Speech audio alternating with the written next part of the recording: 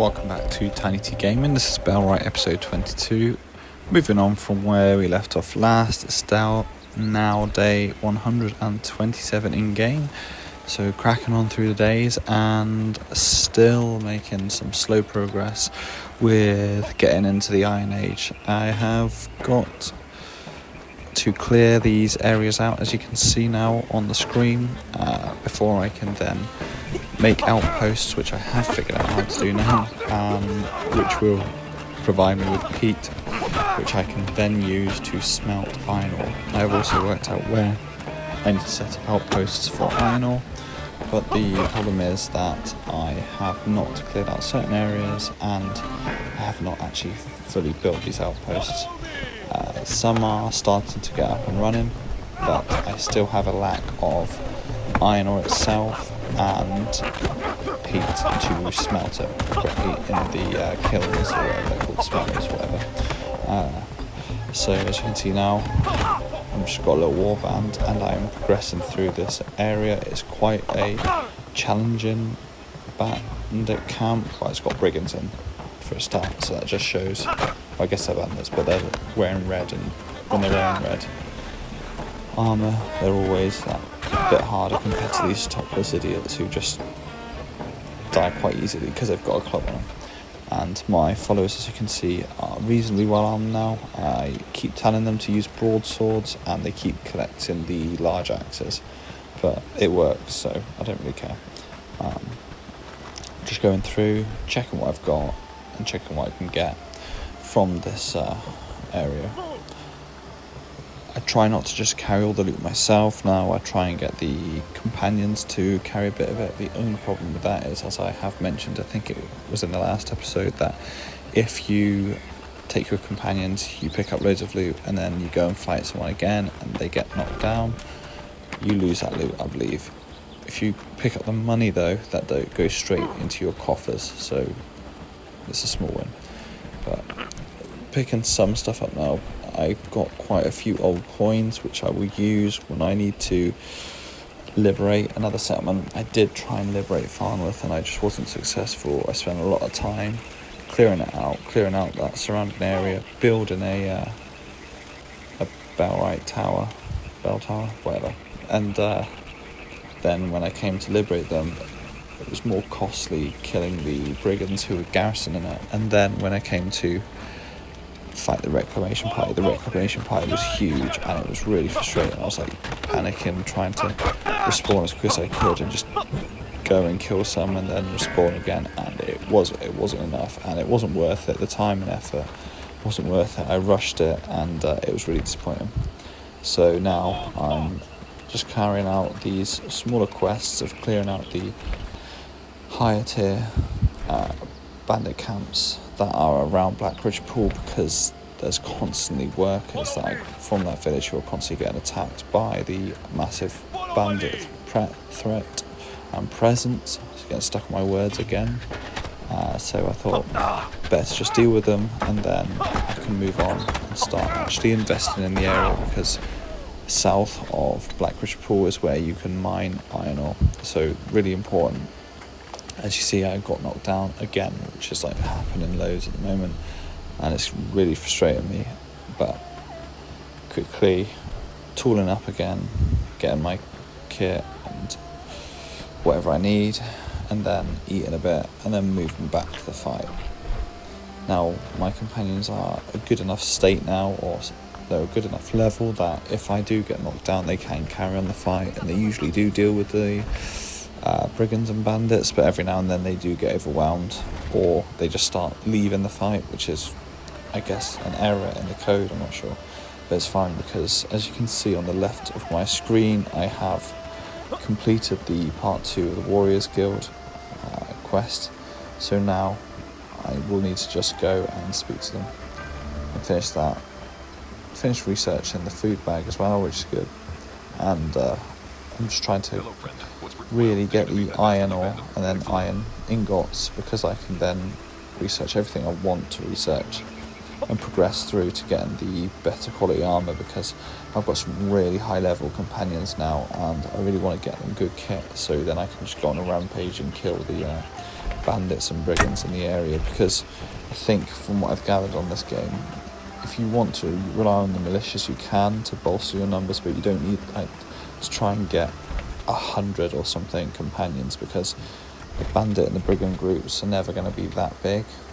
It's still all small team tactics, if you want to call it that, where upskilled individuals are fighting in small teams effectively in this game, which is fine, it's good fun. But you need them well armed or well armoured, especially as you can see on the screen now. Their archers just wipe your men out, or your people out, I should say, and then you lose some really good people just because they didn't raise their shield at the right time, and it's really frustrating because I'm pretty sure anyone who would be like a professional in fighting in this sort of medieval style would know to keep your shield up if you've got archers right in front of you. But yeah, that is a slight frustration of mine in this game, but yeah, we move with it.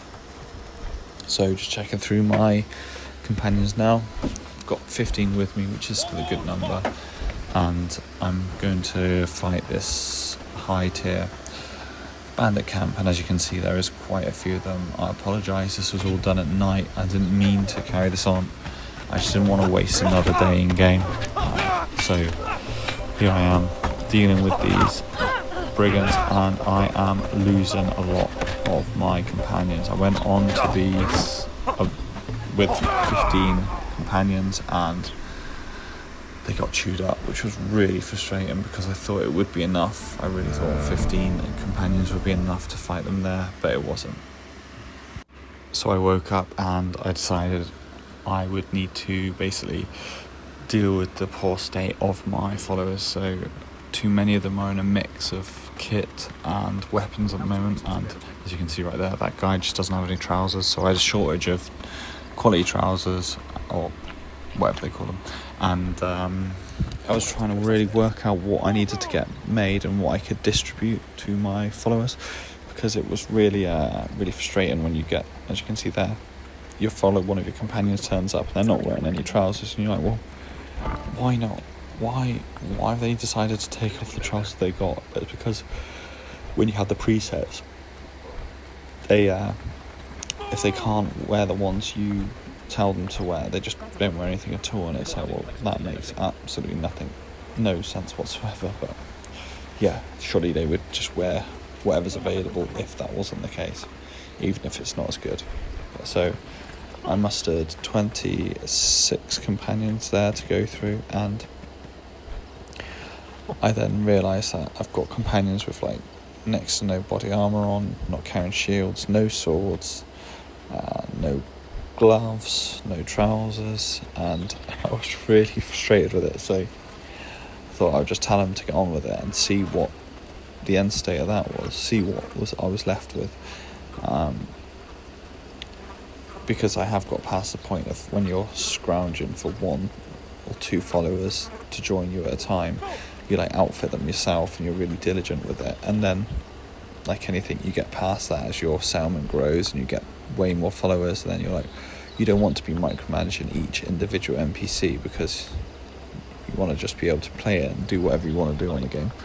But I'm sending, as you can see, I sent some followers away who were just like useless, like the beggars that I've still got within my settlement. I have expelled 2 beggars from my settlement now, and I got quite a good renown return from it, like not a reward, but like compensation basically, if you want to use a better word. I'm getting stuck on my words on this episode, but I thought it was worth it because I got 7,000 renown for expelling 1 beggar. Like, they were a very upskilled beggar, but I don't think they were worth 7,000 renown, but that got me another follower, which was really useful. So I then went out and I came across this bandit camp, which actually was annoyingly wounded me far more than I thought it would for a green level 1 on my own, but it was fine. So I just went around, quickly looted it up, got what I could. I mainly want the money at this point, although I do have a shortage of rope within my settlement, and I don't know why. I keep telling them to make more rope.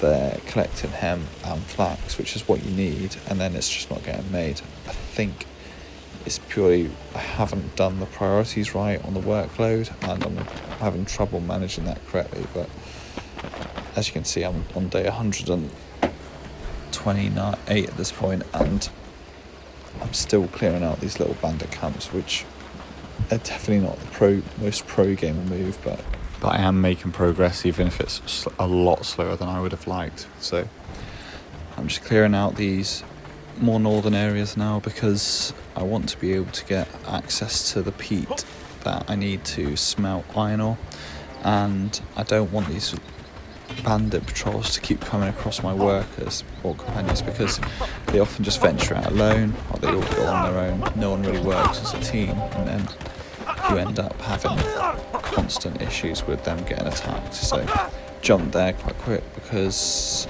I am managing to clear through, and you spend a lot of time running from bandit camp to bandit camp, and it can get frustrating, but there's no need for viewers to see that really. So I gathered this next band of 9, and I managed to clear out some more bandits and make the local area safe. So I've pushed down to the south now, and I'm sort of just trying to clear out whatever is stopping me being able to fast travel from signpost to signpost, and there's just a huge amount of wolves. I don't really know where these have been spawning from, but it's a good little leveler, I guess, for my companions. A good bit of experience without their masses of risk to them being killed or wounded. And then it frees up the signpost as well, which is really important, because I like being able to fast travel. It cuts down on the amount of time you spend on this game just roaming around frustratedly, which can happen quite a lot. But sped it up a bit, because again, just lots of running.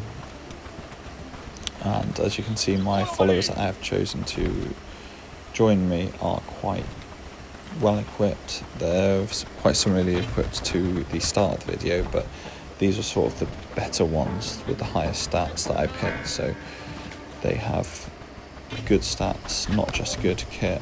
But these bandits now, as you can see, are really well armoured and armed, and their archers are much quicker. So they will shoot more accurate arrows at a quicker rate, which will drop your companions before they can close and engage the enemy, which is really frustrating. But managed to deal with them anyway, and as you can see on the little mini-map, there's still quite a threat in the area, but making progress. Just thought I'd deal with these before the end of the video, and managing to get rid of them quite easily now. Once you work out the timing of their shots, and then the whole threat of them, you do seem to get ahead of it. But if you like this episode, please let me know. Please like and subscribe, and I will see you in the next one.